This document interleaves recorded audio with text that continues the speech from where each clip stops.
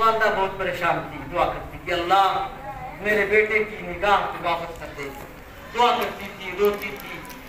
ایک دن ان کی والدہ محترمہ نے خواب میں دیکھا، ان کی والدہ محترمہ نے ابراہیم خلیل اللہ علیہ السلام و تسلیم تشریف فرما، اور آپ کی والدہ سے فرما رہے ہیں اللہ کی بندی رو نہیں، صبر کرو، اللہ تمہارے بیٹے کی نگاہ واپس فرما دے گا۔ دعا دیا، ابراہیم علیہ السلام چلے گئے۔ حضرت امام بخاری جب صبح میں بیدار ہوئے تو دیکھا کہ آنکھ کھلی ہوئی ہے، روشنی آ گئی آدمی کو۔ اب وہ رات میں چاند کی روشنی میں پڑھنے کی اللہ نے انہیں صلاحیت پیدا فرما دی، اتنی آپ کی روشنی تیز ہوگی۔ 10 سال کی عمر ہوگی، کوئی بچے کو اٹھا لیجیے 10 سال کا، 10 برس کی عمر میں بھائی الہام ربانی بڑے بڑے محدثین کے پاس حدیث شریف پڑھنے کے لیے گئے، الہام اور حدیث شریف پڑھنے کے لیے گئے، 10 برس کی عمر ہے، لیکن ابھی 2-3 مہینہ ہی پڑھا تھا کہ اللہ نے وہ حدیث دانی کا علم عطا فرما دیا، قوت حافظہ اتنا بلند ہو گیا، حدیث دانی میں مہارت ہو گئی کہ 2-4 مہینے میں خود اپنے استاد کو ٹوکنے لگے، اللہ اپنے استاد پر اعتراض کرنے لگے، یہ نہیں ایسا ہے، ایسا نہیں ایسا ہے، ایسا نہیں ایسا ہے، یہاں تک کہ جب 11 برس کی عمر شریف ہو گئی تو امام بخاری تو تقریباً 70,000 حدیث، متن، سند، راویوں کے نام، مقام پیدائش، تاریخ، ولادت، وفیات کے علم کے ساتھ پورا ان کے ذہن و دماغ میں ادبر ہو گیا۔ اللہ اکبر۔ ان کے استاد امام داخلی کہتے ہیں کہ 70,000 سے زائد ان کو وہ حدیث یاد ہو گئی۔ 11 برس 15 برس کی عمر میں اپنی والدہ اور اپنے بھائی کے ساتھ حج بیت اللہ کے لیے گئے، حج بیت اللہ کیا، روضہ پاک کی زیارت کیا۔ ان کے بھائی، ان کی والدہ واپس آ گئے، امام بخاری وہیں رہے، اور وہیں بڑے بڑے اکابر علماء، محدثین، فقہ سے انہوں نے علم حدیث، اور 18 برس کی عمر میں وہی خانہ کعبہ میں، مسجد حرام میں، چاند کی چاندنی کی روشنی میں انہوں نے تاریخ البخاری جیسی مستند کتاب حرم شریف میں چاند کی روشنی میں 18 برس کی عمر میں لکھ کر دنیا والوں کے سامنے پیش کر دیا۔ قضایا صحابہ و تابعین اسی 18-17 برس میں لکھا۔ کوئی انسان اپنے سے حاصل نہیں کر سکتا۔ ذالک فضل اللہ یؤتی ہے من یشاء، یہ اللہ کا فضل ہے، جسے چاہتا ہے عطا فرمایا کرتا۔ آپ سمجھئے حافظہ کا یہ عالم تھا، قوت حافظہ اتنا بلند تھا کہ جو ایک بار یاد کر لیتے کبھی نہیں بھولتے تھے۔ ان کے ایک ساتھی ہیں جو بصرہ میں حدیث شریف پڑھ رہے تھے، ان کے ساتھی کا نام حاشد ابن اسماعیل ہے۔ وہ کہتے ہیں کہ ہم لوگ امام بخاری کے ساتھ بصرہ گئے حدیث شریف پڑھنے کے لیے، تو 15 دن تک ہم لوگوں نے بصرہ کے محدثین سے حدیث شریف پڑھی۔ ہم لوگ روزانہ پڑھ کے آتے تو حدیث شریف کو لکھ لیا کرتے، لیکن یہ بخاری وہ حدیث لکھتے ہی نہیں تھے۔ ہم لوگوں نے کہا کہ ہم لوگ پڑھتے روزانہ لکھتے ہیں، تم لکھتے نہیں ہو، کم سے کم حدیث شریف کو لکھ لیا کرو، لکھ لینے سے محفوظ رہے گی۔ لیکن جب 15-16واں دن ہو گیا تو امام بخاری نے فرمایا میرے ساتھیوں تم لوگوں نے مجھے لکھنے کے لیے عاجز کر دیا ہے، اب بتاؤ تم نے کتنا لکھا؟ تو ان لوگوں نے 15,000 حدیث 15 دن میں 16 دن میں محدثین سے سن کر لکھا تھا۔ کہا سناؤ؟ تو جب امام بخاری وہ لوگ جو لکھے تھے وہ اپنے کاپی سے دیکھ کر پڑھ رہے تھے، امام بخاری نے ایک حدیث نہیں لکھا، سب ان کے لکھنے میں تو غلطیاں نظر آ رہی تھی، امام بخاری کے حافظے میں کوئی غلطی نہیں تھی۔ سبحان اللہ سبحان اللہ۔ ان لوگوں نے اپنے لکھے ہوئے کو امام بخاری کے یادداشت سے صحیح کر لیا۔ ذالک فضل اللہ یؤتی ہے من یشاء، یہ اللہ کا فضل ہے، جسے چاہتا ہے اللہ تعالیٰ عطا فرما دیا۔ یارے 400 محدثین نے، کتنے 400 محدثین نے، یمن، شام، سمرقند کے محدثین نے 400 لوگوں نے، 400 محدثین کتنے ہوں گے اندازہ لگائیے، سب نے یمن کی حدیث، جو یمن کی حدیث تھی، الشام کی حدیث، حرم شریف کی حدیث، یہ بیان کرنے والے حدیث کے، تو حرم شریف کے بیان کرنے والے کی حدیث کو یمن والے کے ساتھ ملا دیا، اور یمن والے کی حدیث کو حرم شریف والے کے ساتھ ملا دیا، شام والے کی حدیث کو عراق والے کے ساتھ ملا دیا، یعنی الٹا پلٹا اس کی سند اس کے ساتھ، اس راوی کا ذکر اس سند کے ساتھ 400 محدثین نے ملا دیا اور امام بخاری کے امتحان لیا۔ ایسے 100 محدثین آئے اور 100 محدثین نے کیا کیا، 100 حدیث کو لیا اور راوی کو، ایک راوی کو دوسرے حدیث کے ساتھ، دوسری حدیث کو تیسرے راوی کے ساتھ ملا کر خلق ملق کر دیا، اور لوگ متعین ہو گئے۔ ایک بہت بڑا جلسہ منعقد ہوا، بڑے بڑے علماء محدثین سوکھا پہنچے، امام بخاری بھی تشریف لے گئے۔ اب ان لوگوں نے پڑھ پڑھ کے حدیث سنانا شروع کیا، کیا یہ حدیث آپ جانتے ہیں؟ کیا یہ حدیث جانتے ہیں؟ امام بخاری نے ساری حدیث کو سن کے کہا، میں یہ حدیث نہیں جانتا ہوں، میں نہیں جانتا ہوں۔ جو لوگ لا علم تھے انہوں نے کہا اب امام بخاری کی پول کھل جائے گی، لیکن جب یہ 10 لوگ 100 حدیث پڑھ کے بیٹھ گئے تب امام بخاری کھڑے ہوئے اور پہلے آدمی سے متوجہ ہوئے، اور آپ نے فرمایا تم نے یہ حدیث اس طریقے سے پڑھی ہے، اس حدیث کے راوی کو اس سے ملا دیا ہے، اس کو اس سے جوڑ دیا ہے، سن لو تمہاری یہ 10 حدیث کے راوی غلط ہے، اس حدیث کا یہ راوی ہے، اس حدیث کا یہ راوی ہے، اس حدیث کا یہ راوی ہے۔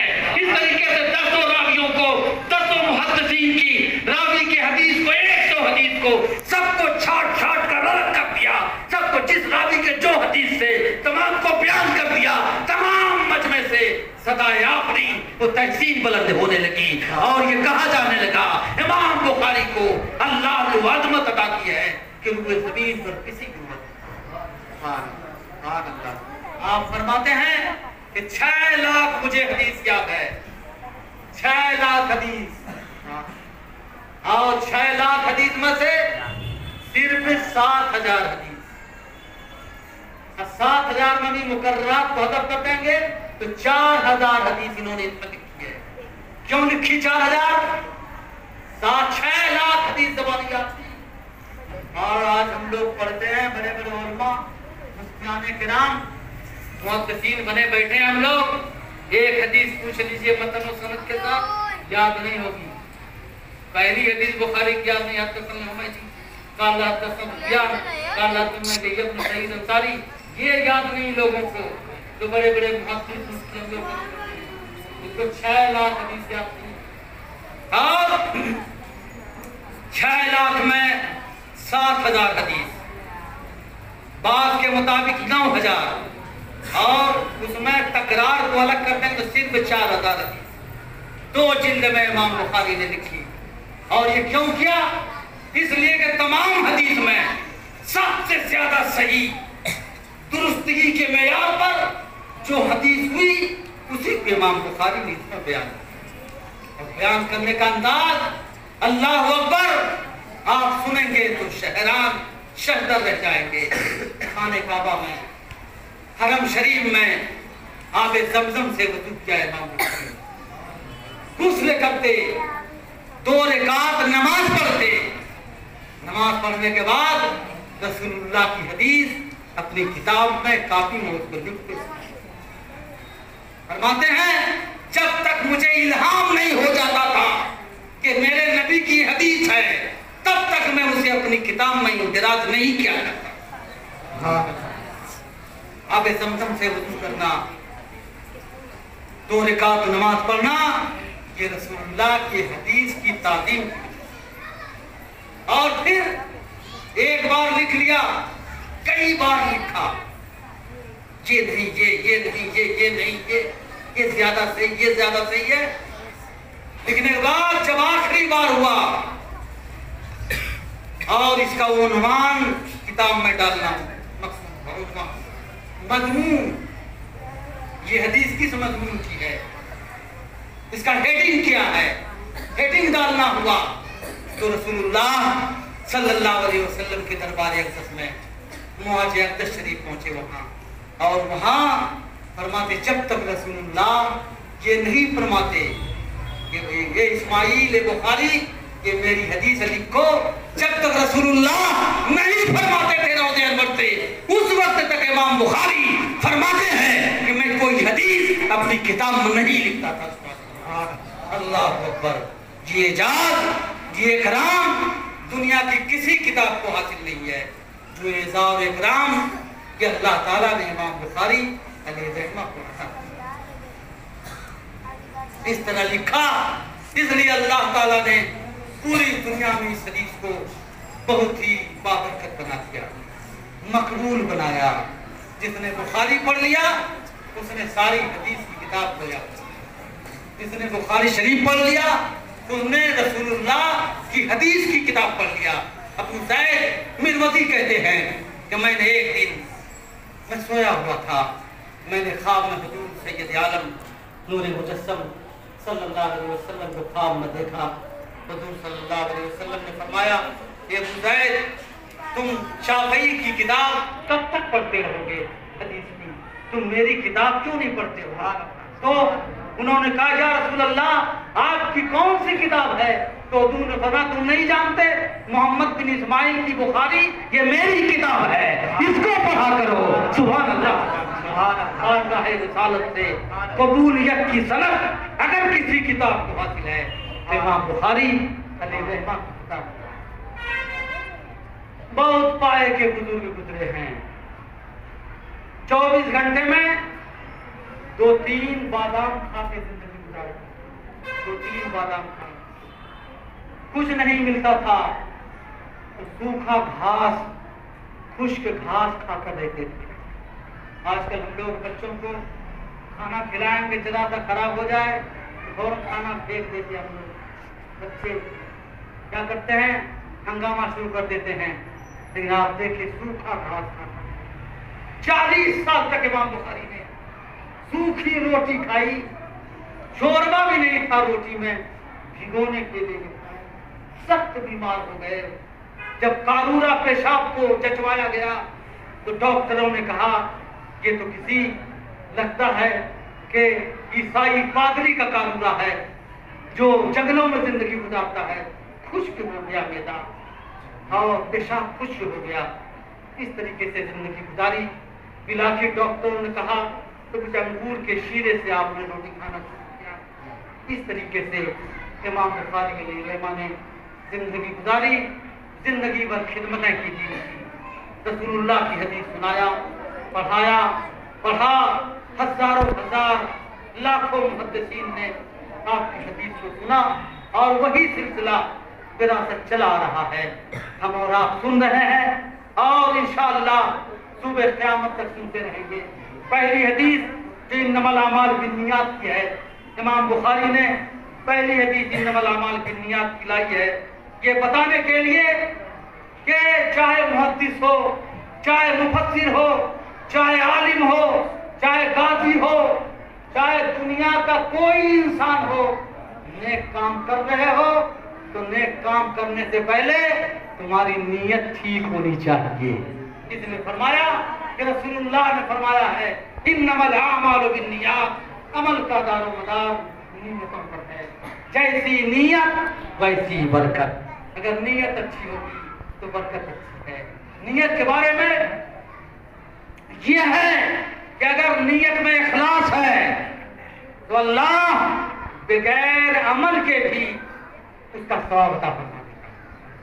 حدیث پاک میں حضور نے ارشاد فرمایا ان اللہ لا ينظر الى اعمالکم بل ينظر الى نیاتکم، اللہ تمہارے عمل کے ڈھیر کو نہیں دیکھتا بلکہ اللہ تمہاری نیتوں اور اخلاص کو دیکھتا ہے۔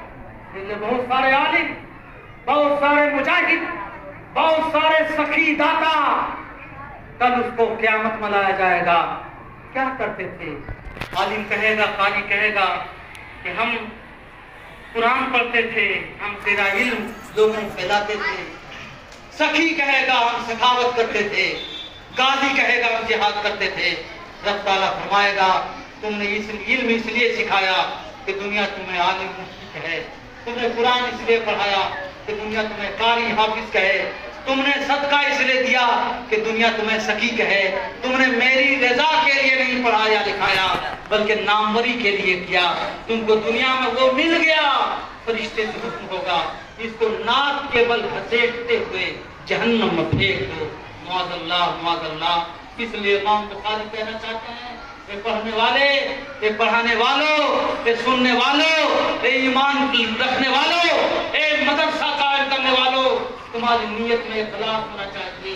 اگر اخلاص کے ساتھ تم کرو گے تو تمہارے پیغمبر نے فرمایا ہے نیت المومن خیر من عملہ، مسلمان کی نیت اس کے عمل سے بہتر بات ہے۔ نیت اگر اچھی ہوتی ہے تو بڑی برکت ہوتی ہے۔ اس سے پہلے بھی ہم نے جب آئے تھے تو امام راضی کی کتاب سے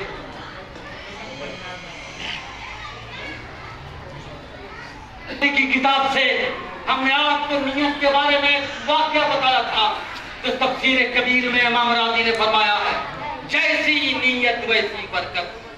چنانچہ یہ اپنے زمانے کا شہنشاہ عادل، بہت مشہور عادل شہنشاہ عادل گزرا ہے، دنیا جانتی ہے، جس کے عدل سے پوری دنیا میں اس کے عدل انسان